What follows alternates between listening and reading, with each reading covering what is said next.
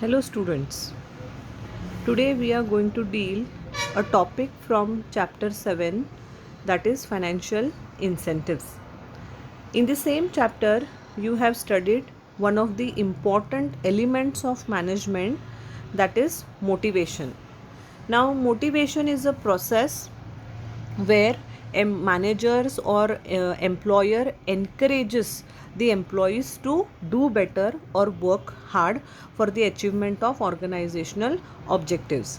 Now manager, when he is motivating, when he is encouraging, when he is inducing his employees to work for better or to increase their productivity, he uses certain tools, he uses certain measures. Those measures itself we call them as incentives. Now we'll see the meaning of incentives. Incentive means all measures which are used to motivate people to improve performance, we call them as incentives. These are nothing but measures used by the managers or measures used by the employer to increase the productivity or to improve the performance of the employees. We call it as incentives. So these incentives are broadly classified into two types. First one is financial incentive and second one is non-financial incentives. So we'll see first one, financial incentives. The name itself gives the meaning financial, that is money.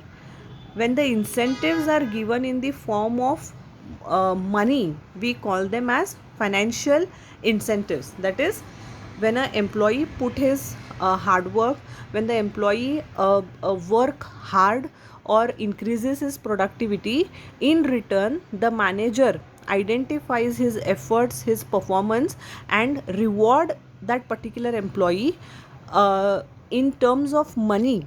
We call it as financial incentives. So in today's class we are going to discuss the financial incentives which is being provided by the employer. These incentives may be provided on individual or group basis. Suppose if individual objectives are fulfilled, individual aims are achieved, individual incentives are provided. If group goals are achieved, if group objectives are accomplished, then group incentives are provided. So incentives can be given on the basis of individual also and on the basis of group also. Now in today's class we'll see the financial incentives generally used in most of the organizations. So the first financial incentive is pay and allowances. Suppose if I have joined some company, right, and if I am giving my knowledge, my hard work, my time to that particular company, in return the employer or that particular company compensates my efforts in terms of salary. So at the end of the month, as an employee, what I will be receiving? I will be receiving salary. Now that salary includes basic pay, dearness allowance, and other allowances. That is how salary is calculated. First they will fix up one basic pay depending upon the cost of living, where I am working, in which place, in which country, in which state I am working. Depending on that they will calculate the dearness allowance, and but on that I will be getting some other allowances. Some other allowances could be here house rent allowance, could be city compensatory allowance, etc. Now salary also includes a yearly hike. Yearly hike in the sense, when I'm working in one of the companies, my performance at the end of the year will be evaluated by my superior or by my boss. That is what we call it as rating of an employee. Based on his yearly performance, every employee's performance in the organization is evaluated, and on yearly basis increment is given to almost all the employees.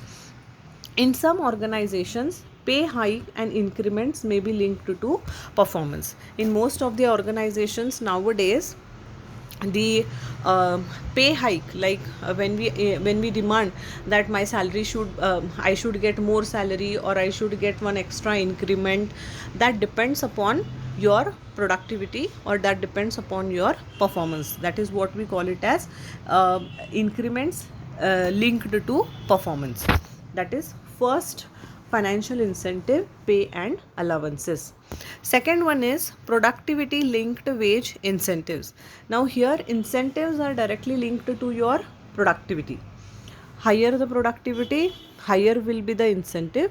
Lower the productivity, normal or basic wage what you are going to get every day, that wage will be provided to you.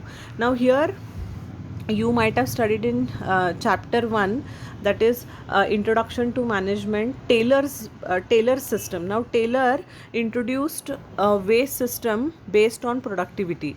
That is two differential piece wage system he has introduced: high piece rate and low piece rate.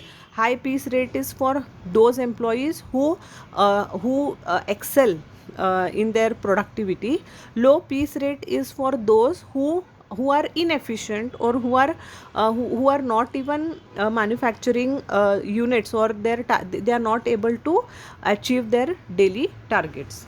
So when productivity is linked to wage, we call it as productivity linked wage incentives. Third one is bonus. Bonus is an incentive offered over and above the wage. That every year in India you will find during Diwali, most of the organizations, they give bonuses to their employees. Now bonuses can be given in terms of cash, or even in terms of kind in the sense they may distribute form of a stock compensation, or gifts, cards, vouchers, etc. We call them as bonus, can be given in kind. And cash is nothing but you are exactly getting might be 75% of your 1 month salary. In most of the organization, one full month salary will be given to the employees as bonus. Fourth one is profit sharing. Now to motivate the employees or to boost their morale, most of the organization, they distribute the some percentage of profit is distributed among the employees. Now suppose I'm getting a salary, I'm getting some extra perks also, and in addition to that I'm sharing the profits of the company or of the organization. That is what extra thing which motivates the employees to work hard, or to give or to have more productivity.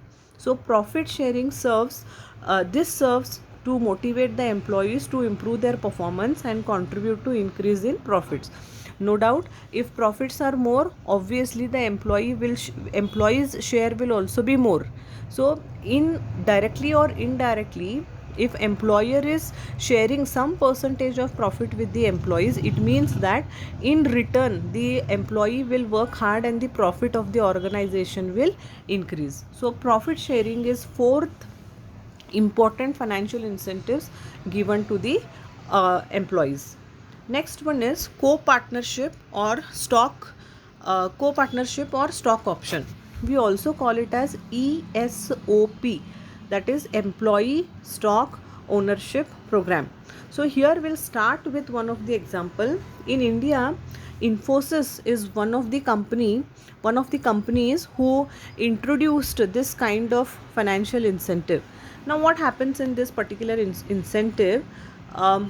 Shares of the company are distributed or allotted to their employees less than the market price. It means employees are getting the shares of their own companies at a discounted rate. Now suppose if the price of that share in the market is suppose 2500, and the employer, just to boost the employees morale, if the same shares they are selling it to their employees might be 800 or for 1000 rupees, then what happens? You will become one of the owner of that particular company, and it boost the morale of the company, boost the morale of that employee, saying that I am not only the employee of this particular company, but I am also one of the owners of this particular company. So the employee will work hard, saying that he is not only the employee but he is also one of the owners of the company. So this particular financial incentive, we call it as co-partnership stock option or employee stock ownership program. Next one is retirement benefits. When you are leaving the organization, what benefits you are going to get from the company? Several retirement benefits such as provident fund, pension and gratuity provide financial security to employees after their retirement. Now, in case of provident fund and gratuity, a lump sum amount is paid to the employees. But in case of pension, no doubt the employees get one lump sum amount, but with addition to that, they also get fixed monthly income in the form of pension. So suppose if I am joining one particular company, obviously I will see how much contribution is there from the side of employer in case of provident fund. At the end of at the time of my retirement, how much pension I'll be getting, how much gratuity I'll be getting. The employees will work out with this all factors, and then they will feel that yes, this company gives me a future, and at the time of retirement I'll be getting some handsome amount to spend the retired life. So that also becomes one of the important aspect to consider as financial incentive. Last one is perquisites. Now perquisites and fringe benefits also acts as one of the financial incentives. Extra, that is more and above your salary, you are getting something, that also we call it as perquisites and fringe benefits. Most of the employers, they offer certain perquisites and fringe benefits such as car allowance, housing allowance, medical aid, education to the children, etc. In addition to this, your income tax is also paid by the employer. The employer gives you a health insurance when you are joining the company. In your package, in your hiring package, the health insurance is also being provided by the employer. So these acts as an extra motivator to attract the new talent in the company, which acts as a fringe benefit or which acts as a perquisites. So these measures helps to provide motivation to the employees or managers. Now we'll see one by one again. Uh, Financial incentives are those incentives which are directly given to the employees in terms of money. They can be given on the basis of individual and also on the basis of group. Which are those? First one is pay and allowances. That is your salary, which includes basic pay, dearness allowance and other allowance. Yearly basis, increment is also given to the employees. So in most of the organization, the increments are based on performance. Second one is productivity, productivity linked wage incentives. That is, incentives are based on productivity. Higher the productivity, higher will be the incentive. Third one is bonus. Over and above the salary, the employers provide bonuses to the employees, which is in terms which can be given in cash or they are in kind. Profit sharing, some percentage of profit is shared amongst the employees, and that also acts as an extra motivator. Co-partnership or stock option, company shares are distributed or company shares are allotted to the employees, the price of those shares will be lesser than the market price. Retirement benefits, at the time of retirement, employees are given certain benefits. They are provident fund, pension and gratuity, which acts as one of the important financial incentives. And last one is perquisites and fringe benefits such as car allowance, housing allowance, medical aid, education to the children, or offering health and family insurance. Even income tax is paid on behalf of the employee. These all acts as extra perquisites or benefits, fringe benefits to the employees. Thank you.